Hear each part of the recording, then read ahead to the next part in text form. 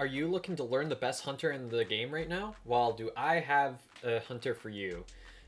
If you're looking to learn Sangria, this is going to be the video for you. Sangria is a hunter that has been very, very trendy for the past year. Pretty much ever since she has been released, she is by far the fastest hunter in the game, and she is one of the main options in competitive right now if you're looking to be a competitive hunter, or if you're looking for a way to just dominate through all your rank matches until the point that Sangria ends up getting banned, then this is going to be a video for you. Sangria is a very heavy control-based hunter, but I will give my top 5 steps that I would recommend to a hunter that is looking to learn how to pick up Sangria.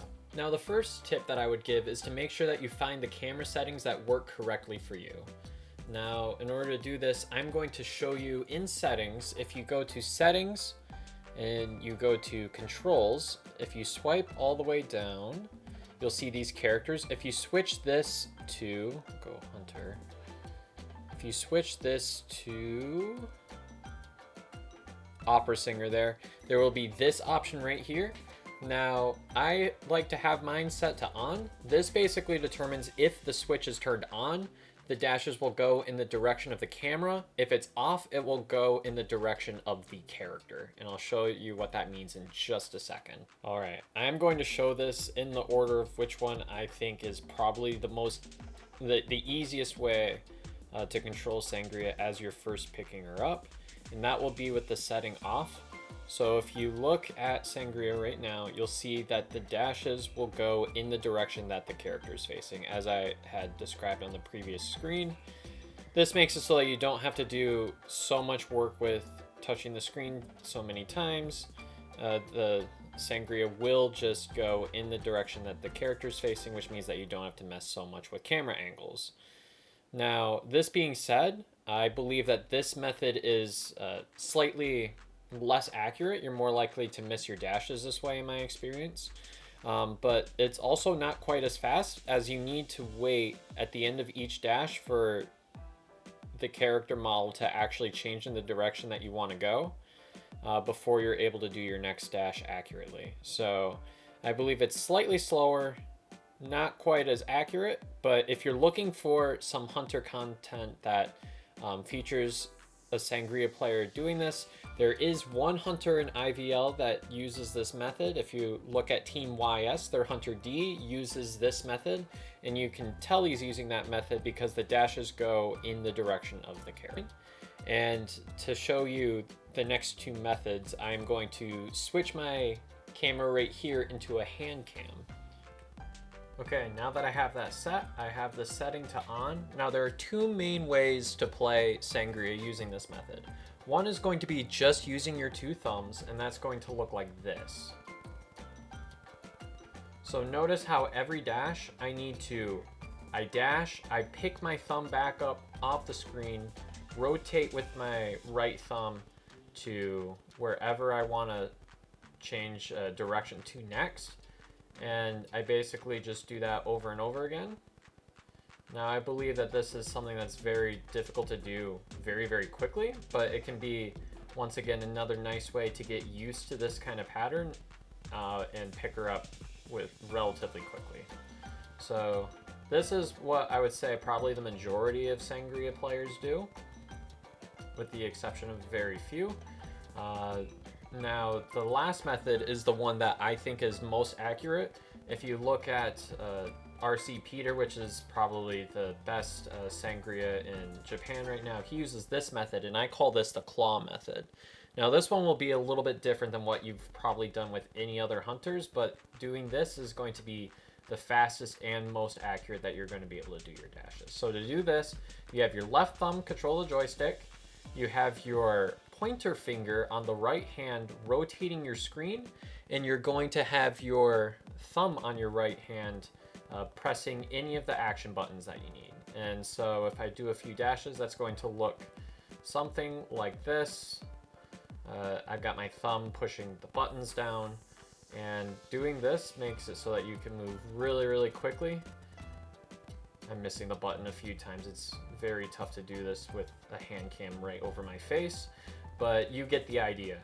So this is what I like to call the claw method, and Yeah, so this is going to be, in my opinion, probably the most accurate. If you're looking to go all in with Sangria, this might be a little bit more difficult to pick up, but it is a very, very fast and very accurate way to play this character. So that is my personal recommended view. And yeah, now I'm gonna go on to step 2.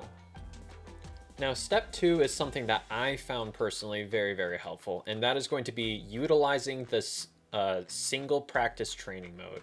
So to do that, on this screen, you click on, there's an area that says mode selection, and it says normal mode by default. If you click this and you click on practice mode, and then you pick whatever map you want to play, this will give you lots and lots of options, which I will explore and show you all right now. For a lot of hunters, this isn't necessarily a very helpful mode, but it is useful for Sangria for a couple of reasons, and I'm going to outline them in a second. So the first thing that you're going to want to do when you log into a single practice match, you're going to see this joystick on the left side. You're going to want to click that, and you're going to want to turn AI control off. And then if it's not already set, is very helpful when you're practicing to disable cooldowns. So I'll show you what this kind of means in a second. So basically, by turning AI control off, all of these bots will be standing still. So if I go over here, looks like this one missed a calibration. Now the bots will not be moving. And essentially what this does is this gives you a match that never ends. So you're free to just roam around the map as you please. And yeah, so this will make it so that you will be able to isolate a map and you're just going to be able to dash around it on your own as much as possible. Now, Sangria is a very heavily control-based hunter, which means that in order to play this character, you're going to want to practice your controls as much as you can. And this is the way that when I started playing Sangria, I did this a lot. I would just pick whatever map I wanted to learn. One of my personal favorites to play on was going to be Eversleeping. And I would just open this map, put all the bots in, disable all of the bots, and I would just go through, dash on this map. Notice how I'm not missing very many dashes here. It's because I've done lots and lots of practice on my own, just going through the map. And it's also important to note that with this feature, another thing that you can do is you can manually increase your presence. And one thing that's very important with Sangria is that Sangria is a lot faster and gets a lot more distance with dashes as she hits maximum presence. So this would be another thing that you're going to be able to experiment with. Also making sure that you get the muscle memory with the Presence 1 ability. Something if you're not already aware of, if you dash forward and then push this thing right here, this will release kind of like a little robe thing that will make it so that your dash won't get canceled. So if you go like this, usually it would go into cooldown. I have cooldowns disabled there, which can be very helpful if you're practicing on your own, so you don't have to wait 8 seconds every time you miss a dash. But if you dash this and quickly press your Presence 1, it will generate that robe. You can see, and then that way you don't go into cooldown. So there's a lot of things that a single practice training mode is very helpful to do. Of course, playing real matches helps a lot, but when you're just getting down the controls, practicing just the controls on their own is something that can be very, very effective. I did it a ton when I was first learning this character, and it's something that I would recommend for anybody that aspires to be a Sangria player. And you can see just how far, making sure that you get the visualization of how far you can actually dash once you're at Presence 1 and at maximum presence is something that can be very, very helpful in the long run when you're learning how to play this character. And this kind of directly relates to step 3, and that is going to be understanding the spacing of your dashes when you're both at default and at max presence. So to do this, what I want to do is I want to take a look at Sangria's profile in the notebook, just so that you're aware. At max presence, it says that the leaps distance, this is Sangria's dash, gets increased by 20%. And basically what this does is it makes it so that you're able to go a lot further with a dash. And that's something that's very, very important. Getting used to how far you can dash when you're both in your default state and at max presence is something that will be very, very important. And we'll talk about this step a lot later on when we get to start looking at some competitive gameplay. Another thing that's very, very important for Sangria is understanding the middle and end game ideas. So, as with a lot of other hunters, Sangria's purpose in the early game is to tunnel and get it down as quickly as possible. Sangria is currently the best hunter at doing that right now, which is why she's super, super popular. But when it gets to the middle and end game, sometimes things can get a little bit more difficult, and this will relate very heavily into step 5, but the middle and end game ideas, there are some times when it's okay to tunnel another survivor, and there are other times when you should prioritize cipher control. So by playing a lot of matches, you'll be able to identify when is the right time to tunnel a survivor and when the right time to prioritize cipher control is going to be.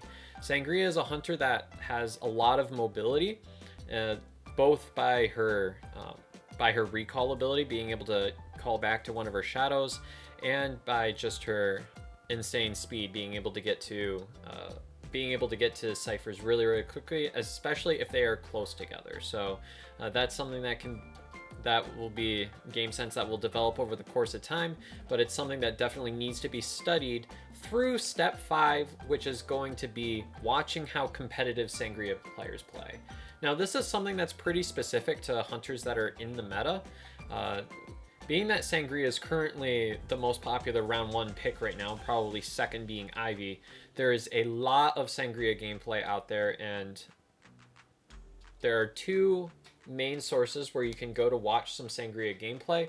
One of them is going to be IVL, the China League, and IJL, which is the IDV Japan League. So there are a few players that are very, very strong that I would recommend you all go and check out. One of them is going to be RC Peter. We're going to take a look at a match by him in a second. And the other one is going to be Dong Shui, which hunts on ZQ. That is going to be a very, very strong Sangria player on the China server. So without further ado, we're going to take a look at a Peter match right now.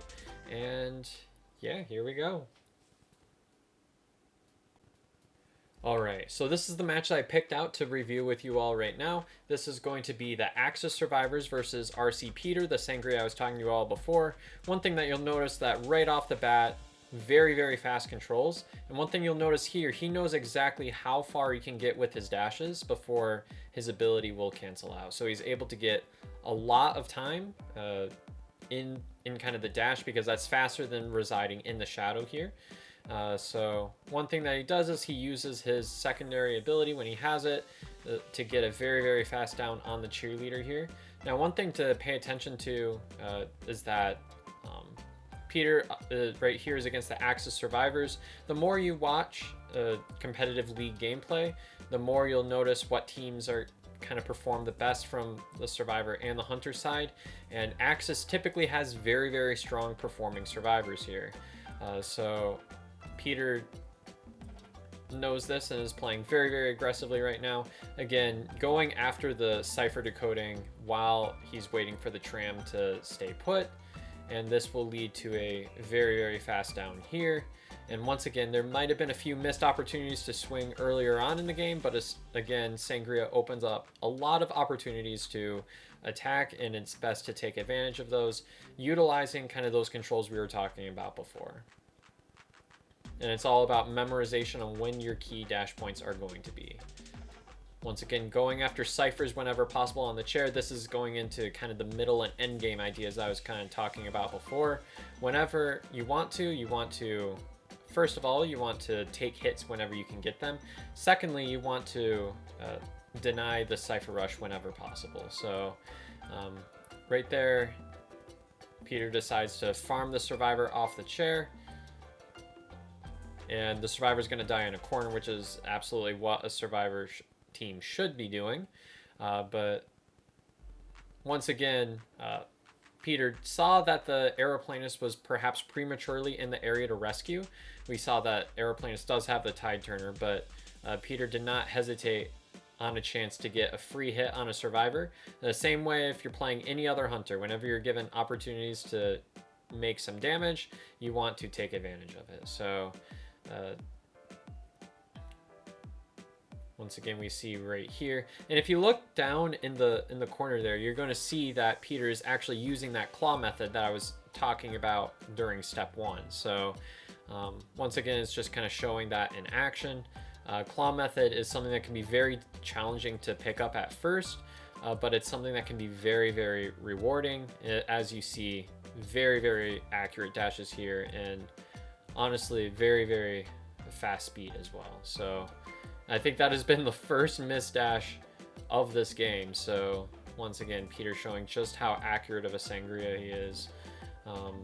But yeah, so once again, the survivor leads into a corner, and whenever possible, you want to get your hands on max presence as soon as you can, because with max presence, you're going to be able to get more distance on each dash, which means you can move even faster.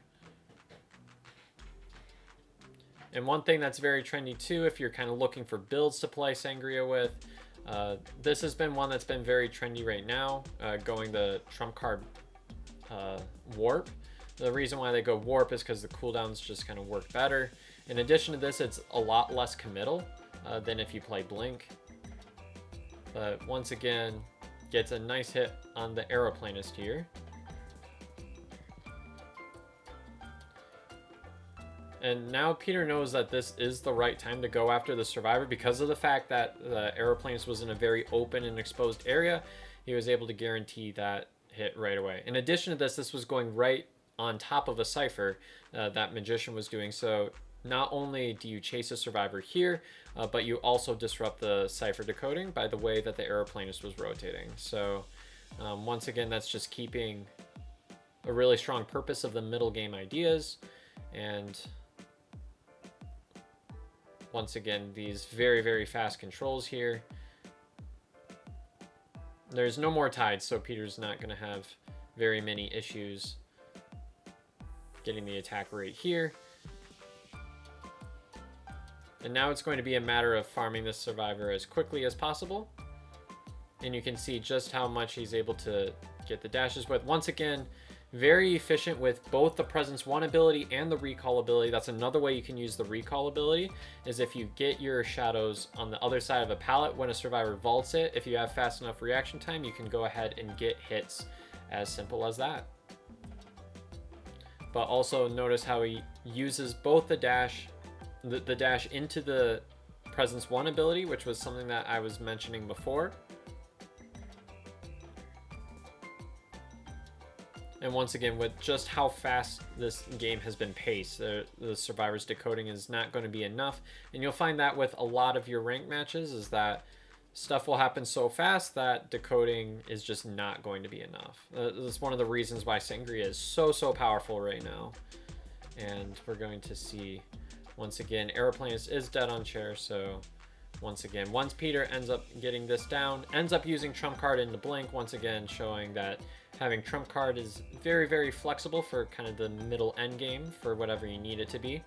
Also could have gotten to the same ending by carrying blink, but again, the cooldown was going to be much heftier then. And from here, Peter goes on to slug to get the 4K, but I hope that this kind of outline of the gameplay helps. I also do a lot of gameplay reviews on my channel, so if you're interested in catching me live to get kind of some reaction to perhaps more recent gameplay by the time that you're watching this video, but yeah, make sure to let me know what hunter you would like me to do a guide on next, and let me know if this helps. In addition to this, if you have any questions, make sure to leave them below in the comment section, and I'll make sure to stay active and respond to any Sangria questions you all might have here. But yeah, hope you've all enjoyed this guide, found it instructive, and I'll see you all next time. Bye-bye!